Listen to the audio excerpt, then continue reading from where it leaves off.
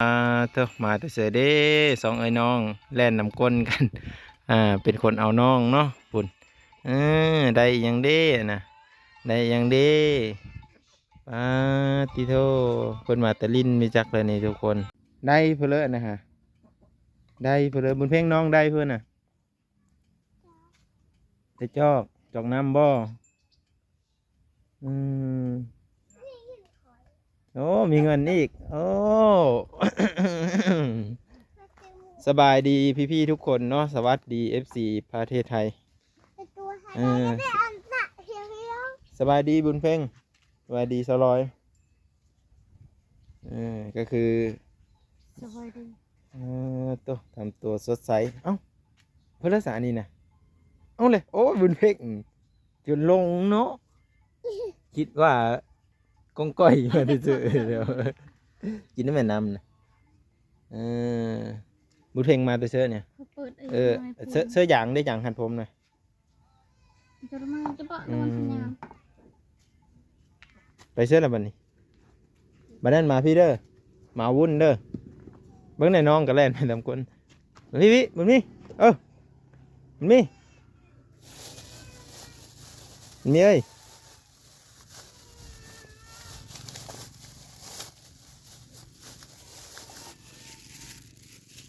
ไหมเพื่อนรู้จักได้ทุกคนเอานี่สบายดีก่อนสบายดีเอามาบอกแกะให้เด้อมันแข็งนะเฮ้ยตัวนี้เบิ้งบอกแกะให้เด้อเอา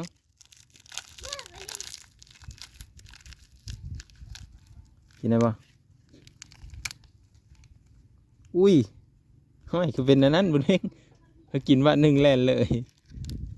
เอาเนี้ยบุญเพ่งเอาเฮ้น้องเลยพามาพี่เลยอันนี้ถือน้องนี่จะเอาตัวนี้เอา นี่เอาตัวนี้เจ้าเบิ้งในมันเฮียฮะตัวนั้นเอาน้องเด้อตัวนั้นขอบใจอยู่บ่เลยนบเอาอยู่บ่เลยฮะขอบใจก่อนไว้เพิ่นเบิ้งอยู่นี่ปลาลุงเบิ้งอยู่นี่กินได้ไหมแกกินได้ไหมแซ่บบ่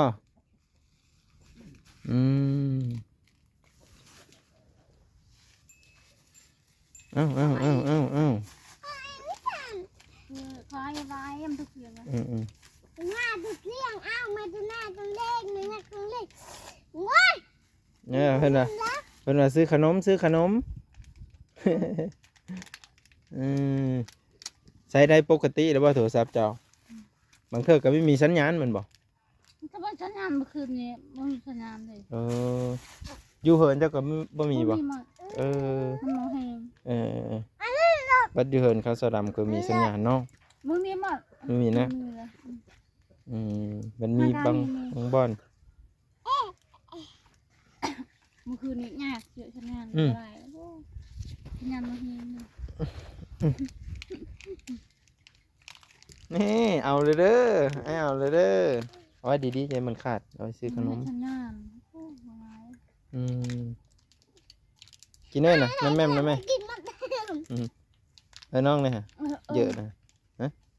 วันนี้เขาสอนหกได้เต็มกระตาไปอีกแล้วไปอีกโอ้เล่เขาคือมาแท้บ้านนงไม่ได้เข้ามาบ่ตอนแรกได้อันนั้นในน้องมันเพ่งได้ยังแมงดาบ่แมงดาก็มีบ่มันเพ่งลูกปลาคอลูกปลาคอก็ได้ซ้อนอยู่เช่นน่ะโอ้ยตัวเด้อว่ามาเบิ่งดูอยู่นานในดมดีมัดแล้วบ่แหละเอาเลยฮะเอามัดแล้วบ่ฮะคันยังเอาไม่มัดก็สิไปซ้อนฮะตุ้มไปว่ายังตุ้มอยู่ห้วยอยู่ห้วยอยู่ห้วยก็อยู่ห้วยนี่อยู่ตุ่มเนาะผมมีเขาเจอก็มีก็เจอได้ผู้พังนี่ก็บ่เข้าใจกันนี่ผู้พังแล้วบ่เข้าใจเนาะบุญปีเนาะเฮาแล้วมีเข้าใจภาษากันแน่ถามคืนนะยังเพิ่นน่าจะยังมีแล้วเว้ทางนั้นที่บ่เนี่ยเพิ่นถ่ายคลิปแถวนั้นคือแหละ เพราะว่าเพิ่นสั่งให้ขุดไว้ท่านี่เดี๋ยวเพิ่นมาเพิ่นสิซื้อปูนซื้ออุปกรณ์มาเลยแต่ว่า FC ก็รอเบิ่งห้องน้ำเจ้าอยู่ได้เจอจดเจอจ้ออยู่เพิ่นว่าสิใหญ่หรือสิน้อยเด้ห้องน้ำเจ้านี่ว่าซั่นแล้วก็เพิ่นเห็นแม่สามกุ๊กโทรหาบ่เห็นเพิ่นคอมเมนต์บ่อยู่เพิ่นว่าอันนั่นเด้อเพิ่นว่าถูพื้นนี่นะ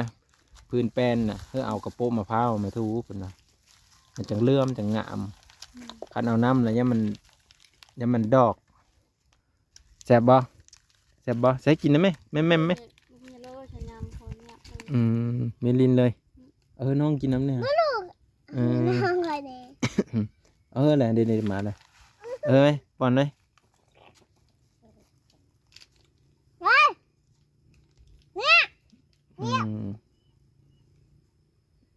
ตัวนี้ถือไว้เนาะเอา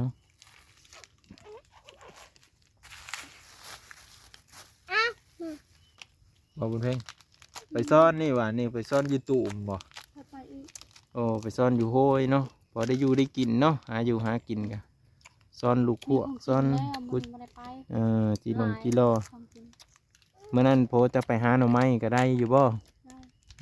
ได้ลายเติบอยู่บ่วันนั้นเลยน้องจะยังกินสบายเดี๋ยวเรามาเลยบุญมีมากินไหมไปแล้วมื่อนี้เสาแคนกระแจรถแล้วเนาะมื่อนี้เนาะเอา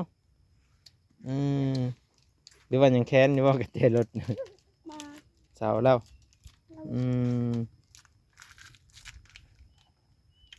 แซ่บอยู่บ่ละบุญโอ้ไปเย็บพี่โง่มาเฉยซ้ำบ่นี่ก้อยนี่สีซ้อนถันสามีก้อยมันก็ไปแล้ว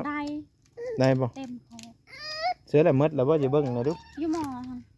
ค้างไว้อีกคอยเก่งวะโอ้เนี่ยว่าค้างไว้ค้างใส่ไผ่เรียบร้อยบุญหนังก็ตาดอกยุ่งเหยิงไม่หนักไม่ดังจ้าตกแค่นะแกะได้เจ้าก็ว่าภาษาลาวนี่แหละเพิ่นพังนี่เพิ่นบ่เข้าใจจะว่าจ้าดีเลยเจ้าก็ว่าภาษาลาวด้วยแหละบุญเพ่งเจ้าก็ว่าอีหยังสิว่า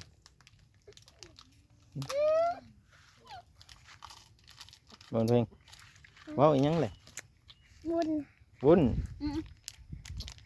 นี่บุญมาได้หาอยู่หากินก็พอได้กินอยู่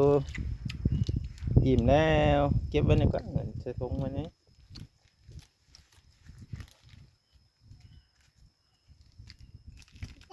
นี่เพื่อตัดอะไร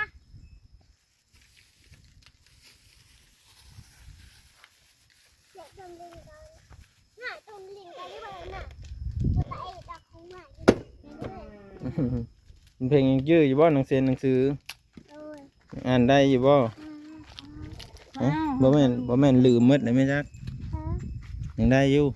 ก็ไก่ขอควายก็ไก่ขอไข่ยันว่าลืมหมดแล้วไม่ได้อ่านหลายวันเติบนะเพิ่นก็14เพิ่นก็แบบถามนะทุกคนเสาแล้วบ่เสาไปบอกมันเพลงเหียนแล้วบ่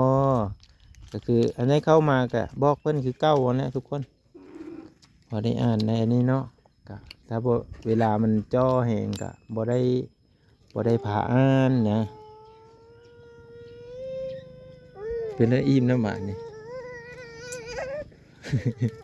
แข็งอยู่ป่ะฮะมันแข็งอยู่บ่บุญนะ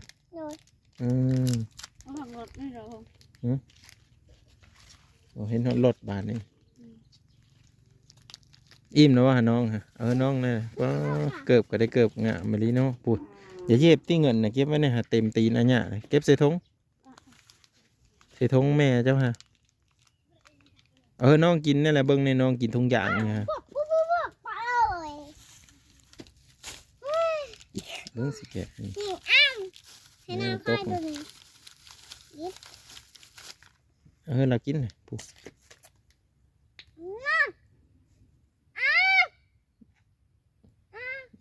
่ยากบ่กินแล้วอย่านอนนะพี่จักนอนแล้วบ่นอนเพิ่งตื่นบ่เช้านี้กินข้าวกับ เพิ่นเลยได้เช้าเนี่ย เอาขอลูกปลา กินข้าวกับลูกปลานั่นเออ อันนั้น ลูกพวกแน่ตีนเหยียบกี่หนึงนี้อุ่นเพ่งตกปอกเก็บมาป้าเบิ่งในเกิบฮะ ย่าง ฮะ ลายลาย ของกินน่ะโอ้ พออีดจะมาท้อง โอ้ ลาย เขาไปลายเลย เบิ่ง พอกินเลย ย่างไปเบิ่งนู่นแหละเบิ่งได้หลายอีหลีบ่เลย ไปมันแพงปะอยู่นั่นนี่ปะวะ เบิ่งหมดเพ่งพาไปเบิ่งเลยเบิ่งเต็มหม้ออีหลีบ่ กินจังอะไรเสีย เราว่าเต็มหม้อได้เหรอ กินเมื่อวานนี้ ตัวหิวไปนำเลยเนาะไปเลยคุณ แน่นมาน้ำเอ้ยแน่นมาเอ้ยบุญเพียงเด้อโอ้แซ่บอยู่บ่กินปลาเนาะ โดย มื้อนี่บ่ได้ไปมื้อนี้เนาะมื้อนี้บ่ได้ไปทุกคนเลย มือไป มื้ออื่นไปโอ้ได้ห้องกินหลายแต่บ่ได้ไปเนาะเบิ่งมึงดูเพิ่นว่าได้ปลาหลายแท้ๆว่าซั่นเสือแหละบุญเพ่งหรือว่าครั้งอยู่คู่นี่บ่จักนี่ฮะแม่นนะจ๊ะเอ๋อ้ายบ่มีหยังเลยอันนี้บ่ได้มีอิหยังเลยขึ้นไปเอาให้เบิ่งได้ไหมนี่คือเอามาแล้วก็อันนี้มันเหินขัวเพิ่นนี่เห็นบ่ตัวเพิ่นทูนี่บ่ก็สะอาดอยู่นี่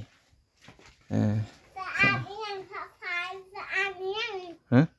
สะอาดนี่ยัง ก็แล้วมีสะอาดเลยถือเกิบขึ้นเหินมันก็บ่สะอาดจักเทื่อแล้ว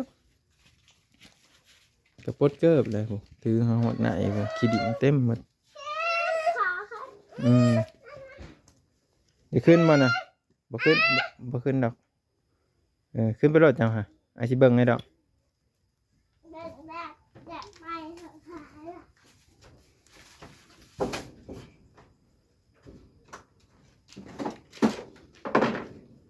อย่าขึ้นเหยียบนะฮะ อันนี้ว่า โอ้ยมันหมุนอุยปุยเลย อันนี้ยัง บ่อยไผสิจักเจ้าอันนั้นบอกอะไรแม่นยัง ฮะ เปีย พอภาษาลาวติ ระบวก ลูก ระบวก ว่าภาษาลาวเลย ขึ้นก็ได้ ขึ้นได้ใช่บ่ ขึ้นได้ มันฮักแล้วมันเพียง โอ้ย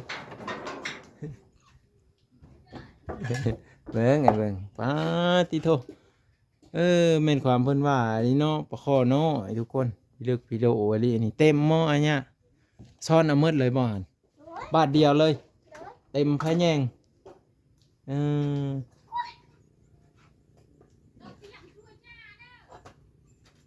เอาไว้ได้บ่เนี่ยเบิ่งมาพี่เสียมาเฮ้ย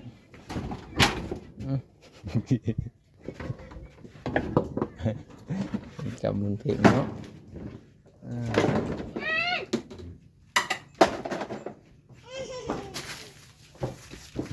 เอาไว้ดีแน่เลยติบเขาหาจะน้อยใกล้เหยียบไข่เลย ใครคอยไปเบิ่งตาเหรอ ย่างเบิ่งดูห้องน้ำนะบุญเพ่งฮอตเสิร์ตเลยเอาไปเสิร์ตนะมาพี่บุญมีแล้วสิพาไปเบิ่งใกล้บ้างนะเบิ่งดูบุญเพ่งบุญเอ้ยมาพี่บุญมีพี่อยู่พี่ไปใช่น่ะมาพี่บ่ไปเดี๋ยวให้กินหัวนไปพี่มาน้ำเบ้าพี่มาพี่ไปแล่นไหวก็ได้เกิบก็มีใส่ไปเด้อ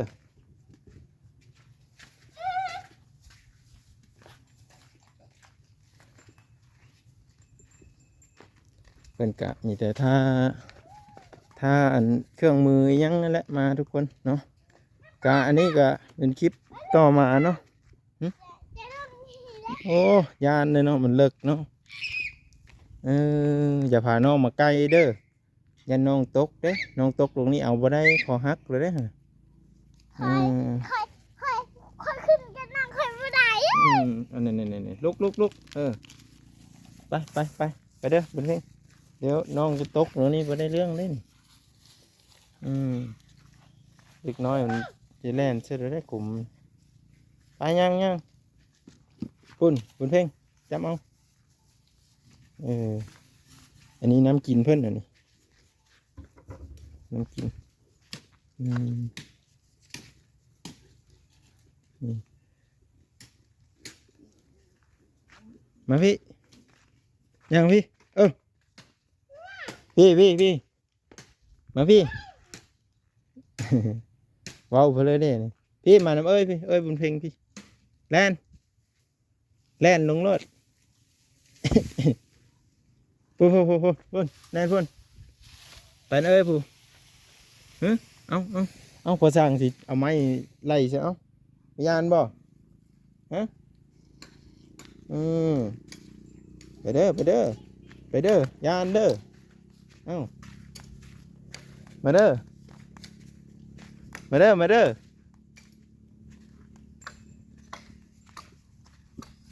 พี่ทุกคนจะไม่ได้ไปเผาใกล้ตะกร้าน้ำไม้ดำบ่ฮะยันว่าไปเผาตะกร้าน้ำไม้ดำ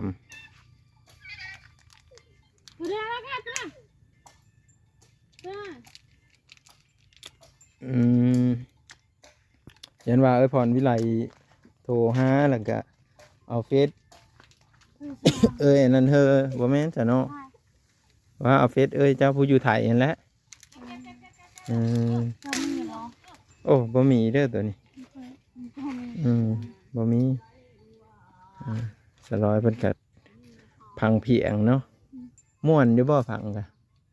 เป็นเลยแบบพังเลยยักษ์พรน้ำบ่เรือจะได้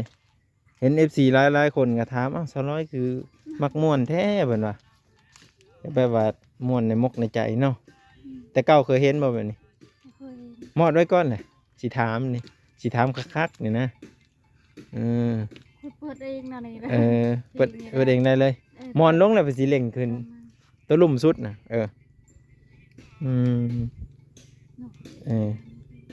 ปิดปัดว่าเป็นยังไงว่าวันนั้นเลยนะบุญเพ็งพูดไปแล้วไปเอาแม่น้องปูเอาไม้สีลมทับเปิดเอามาเด้อบุญเพ็งไปไหมคุณไปว่างช่วยบนใจนายช่วยพายเพนเองก่อนไปเอาบุญเพ็งนักวิชาเล่นเป็นวิญญาณเนาะอันนั้นก็ได้โอ้แหงย่างเขาคือแล่นไปหาแม่สร้างไหมแล่นเขาโลด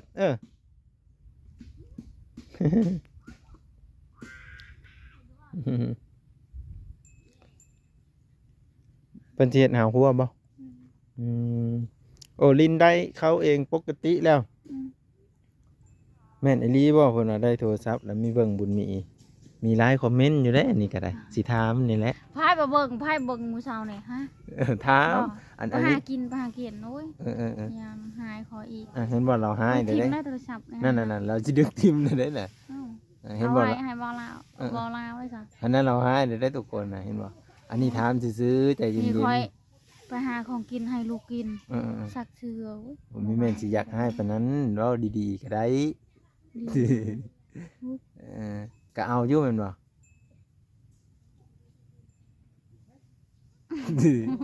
บอกก็เอาอยู่บ่ถามนี่ก็เอาเมื่อวานนี้พวกค่อยเอาไปเอาไผว่าFC นี่แหละเพิ่นคอมเมนต์มาเพิ่นถามแบบว่า200นี่แต่ค่าบ่ได้เรียนโทรศัพท์พังก่อนแต่ค่าได้โทรศัพท์ปากค่อยนี้เอาค่อยมาอ่านสู่พังกับพิษบ่นี่มันบ่ได้ผิดแล้วค่อยมาเว้าสู่เจ้าฟังอันนี้เจ้าอ่านเป็นบ่ในคอมเมนต์นี่ค่อยบ่เป็นนี่ค่อยมาเว้าสู่เจ้าฟังแม่นอยู่ปากกินข้าวหาแม่นอันนี้ค่อยมีเทงจ้าขำก็คือค่อยจะมาเว้าสู่ฟัง FC เพิ่นถามว่าแต่ค่าเจ้าได้โทรศัพท์มานี่ฮะบ่ได้สนใจลูกเลยบ่เพิ่นถามจังซี่บ่สนใจแล้วบ่ได้สนใจลูกอีกของอีกนี่อันนี้ก็คือพังจากปากเพิ่นเด้อทุกคนเด้อไอ้พวกคอยไปแบบนี้แล้วใครเอาลูกคอยนี่แหละอีกพวกจะไปเชื่อนี่ปอนข้าวปอนน้ำว่าพวกจะไปเชื่อไปเลยไม่เห็นบ่อยู่เห็นลูกไม่ได้ไปนั่งอยู่ลูกนี่แล้วจะนั่งอยู่ลูกนี่จะนั่งเบิ่งลูกเนาะจะเห็นโลนคือยังหัว ทูละแควฮะกินขนมลาย บ้านนี่พอบ่ได้ลิ้นให้ตอนนี้ อ้าวอยู่ว่าน้ำอะคือเสื้อเปิ้นแท้ เพราะว่าพูดมีคนเพลงได้แล้ว อืม ยาได้ โทรก็ได้หับก็ได้เนาะ อืม บุญเพลงคือมีเก็บใส่ถุงยางแหละอันนี้เห็นบ่ไปทิมอยู่ป้าเห็นบ่ไอ้บอกฮะเก็บใส่ถุงยางที่ไม่ได้กินนี่ได้เสร็จนาน่ะแต่ที่กินนี่เก็บใส่ถุงยางไว้ทิมไว้ยังมันเปิ้นเลื่อนปิวขึ้นเหินเจ้าบ่ได้ บ่ได้ปิ้ว หืมปิวแล้วดนไปมันขี้ร้ายเห็นบ่แนวมาขี้ร้ายอืม แล้วก็บ่เอาลูกค่อยเอา เอาอยู่เนาะ อืม ยามป้อนข้าวป้อนน้ำกับป้อนเนาะ ผู้สาวนี่ป้อนข้าว อืม แล้วลิ้น อันนี้ขอเวลาเบิ่งแน่เนาะหลายคนเพิ่นกะแบบมีเห็นตอนเจ้าเอาอะนะบางทีสุเฮาก็บ่ได้เข้ามาแบบตอนเจ้าป้อนข้าวป้อนน้ำแบบสินะก็เลยบ่ได้เห็น อันนี้คือมาถามให้หูจักเนาะ บ่หนูก็มันเห็นเลย อันนี้จึงมาถามให้หูจักกันนะ ทำบ่หนูทำให้ แต่หลายๆคนเนาะบางทีก็ได้เข้ามาเห็นทีก็บ่ได้เห็นทุกคนเลยเนาะก็ตามภาษา ก็มีโทรศัพท์เลยบ่ได้เอาลูก กินดี บ่ได้ไปหากินหากินเต็มหม้อเลยค่ะหากินอยู่ไสอีก ๆฮะ ไปอยู่เด้อว่าสิเนาะเพิ่นสิให้นั่งกินดีๆเด้อพระเสียแต่ซั่น ได้กินแล้วไปเฮ็ดจังซั่น ไปหายังเอาโทรศัพท์นี่เจ้ามึง อืม มาให้พอหรือยัง นั่งกินดีๆเด้อพระเสียแต่ซั่นมันแซ่บบ่ เสียใจ เสียใจอีกแล้วโอ้เสียใจเนาะได้ถามซื่อๆไปสิเสียใจ เขาถามบ่แม่นเขาหายนะฮั่นเขาถามคือเขาอยากฮู้อยากเฮ็ดบุญเพ่ง กินดีๆนั่งกินดีๆเบิ่งเป็นบ่กินดีๆมันแซ่บบ่เลยฮะยังมี ดีเลยเนี่ย เจ้าอันไหน สมัยอีก เพื่อเลิกอารมณ์ไม่ดีเจ้าฮะอารมณ์ไม่ดีเลยจะให้ไม่แม่นเป็นเดินเป็นหวันนะบ่ปกติคนเป็นเดินเป็นอันนั้นนะเขาสีอารมณ์ไม่ดีอะนะมีว่าอารมณ์ไม่ดีก็สิผ่านไปเมื่อ แต่มื้อนี้อารมณ์ไม่ดีแล้วมื้อนี้ฮะ ดี คันว่าอารมณ์ไม่ดีก็สิมีถามต่อนะ ดีเลย ดีใจ ระวังเด้อเพลงละอุกในใจเด้ออุกเพลอ ดีอกดีใจพอแล้ว อุกเพื่อโทรศัพท์ก็ได้อย่าซื้อโทรศัพท์เพิ่นก็ซื้อโทรศัพท์เพิ่นจะได้ห้องน้ำเพิ่นก็เฮ็ดห้องน้ำเพิ่น จะเตรียมเลย ประเสริฐซ้ำเลิศเสร็จจ้าวะ จิจู มันดีสุดทำนั้นแล้วเนาะ ที่ว่าจะได้วงลูกให้วง เพิ่นถามซื้อ อาบตึกให้ เพิ่นถามซื้อๆแต่เพิ่นสิอุกใจเฮ็ดหยังเจ้าก็แค่บอกเพิ่นซื่อๆเนาะกะเฮาไปอ่านเบิ่งคันมีเสือเฮาพิมพ์เฮาไปฮะเบาบางก็สิเห็นรถเจ้าฮะ บ่ คลิปทุกคลิปอาจจะเอาไปอ่านเบิ่งบ่จักอ่านหรือว่าอ่านมาเป็น อันนี้คือเพิ่นถามบ่แม่นว่าเพิ่นมาเว้าให้อุกมกอุกใจสิอุกใจเฮ็ดอีหยังเราก็เบิ่งอยู่ลูกเต้าก็ได้ทุกคนคันเราบ่เบิ่งก็ผู้ใดสิเบิ่งเนาะอันนี้คือครอบครัวเพิ่นก็บางช่วงซื่อๆดอกอันที่เฮามาเห็นนี่ฮะชีวิตประจำวันเขาก็บ่ได้มานั่งนำเขา4ชั่วโมงดอกแม่นบ่สลอยเขาก็มาตอนเช้านี่มาแต่เช้าแล้วก็ตอนสวยบางทีก็บ่ได้เข้ามาสินะเขาก็บ่ได้มาอยู่ประจำ กั เขา นจิ้นแล้วไอ้จ่าได้เลยสิ อันนี้งูสร้างเหรอ ม เป็นว่าอารมณ์เสียได้อมื้อนี้อารมณ์ไม่ค่อยจ่อยไปเลยนะ หัวดาวมาโว้ อยู่เฉยอีแล้วมาดามูดามาอีแล้วเว้าไปเลย นอนมาม่วน ก็เลยที่ว่า FC มาดามูดา กิ มาน เขา เจ้าฮะแต่ดนแล้วบ่เพิ่นว่าเพิ่นเว้าอยู่ในเชิญน่ะบ่เพิ่นเว้าอยู่ในเสดามูดามาเว้าไปเลย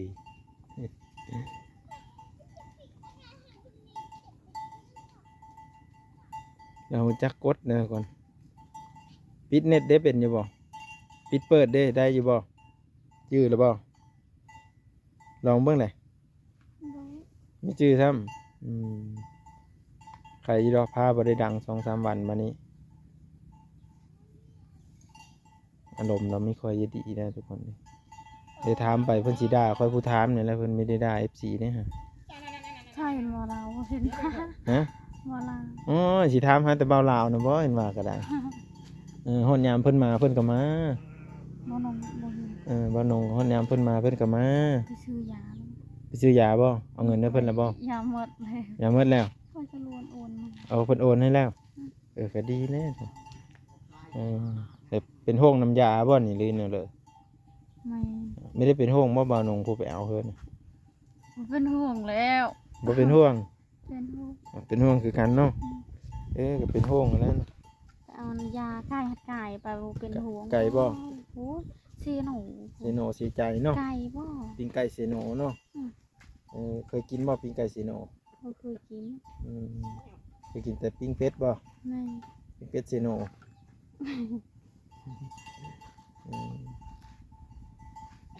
โอ้จะสั้นเนาะ มันคือผัวพอยบ่ได้ไปไกลสำลายได้ เกิด คือ พวกเจ้าเคยไปบ่เซโน ลูกจักเลย บ่เคยบ่ อันนี้บ่ได้บ่ไปเอาบืนเอายา อย่าว่าแบบโอนเงินให้เพิ่นแล้วก็เพิ่นก็ฝากมาบ่แม่นบ่ สิพากมาโอนมา เดี๋ยวผัวเจ้าขี่รถไฟฟ้าไปเอาก็ได้เนาะคันว่าบ่จะขี่รถจักรก็ได้ บ่ลงไปเอาแล้ว ว่าสมมุติว่าเบ้าหนงคาเวียกแล้วนี่ ปัญญาเกิ้งเอ้ยเจ้าไปเอาเองเด้อสินะ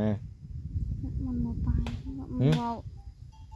รถไฟฟ้าหมด ไปพาเมดอีก ไทยหั่น ไปเมดอีก โอ้ยไก่หัดไก่มันสิฮอดบ่เสียโนหั่น บ่เมืองสดนี่นะเราได้ยินเบ้าหนงว่าโอนเงินให้เพิ่นแล้วเพิ่นก็พากยามาให้ รู้ได้จัง คันซ้ำเมืองสดนี่ได้ไปฮอดอยู่บ่หรือว่าบ่ฮอด ฮอด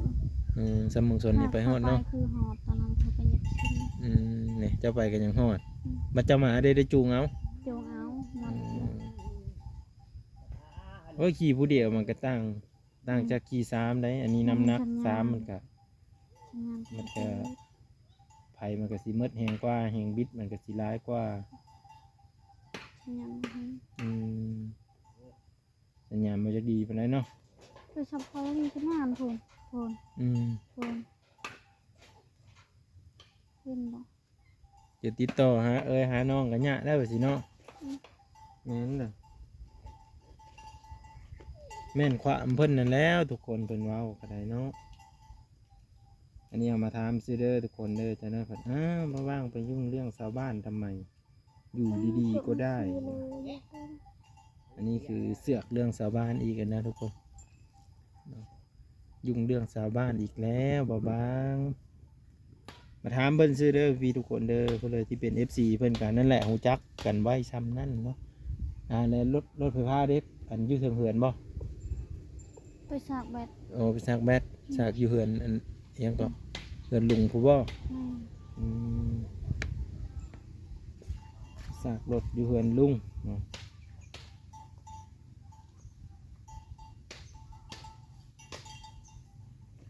บ่ได้ปานบ่ขันนี่ ปานเลย เจ้าได้ปานเป็นหรือบ่ เป็น นี่นะเอาให้เบิ่งในอยตี้จากเทื่อหนึงเมื่อเด้อเจ้าสิปานนี่สิมาถ่ายให้เบิ่งนี่ มืออื่นนะ ความดุความขยันเด้ มืออื่นก็สิปาน ปานเลยบ่นี่ปานให้มันสูงๆเลยเนาะซ้ำบ่พวกซ้ำแถวเหือนน่ะเด้ ทำนานแล้ว ถึงอยู่เนาะตอนประมาณจังโมงนี่เจ้าสิเฮ็ดนี่ มืออื่นทำทีเฮ็ด ตอนเช้าบ่ตอนเช้าจังสิได้เฮามาถืออันนะ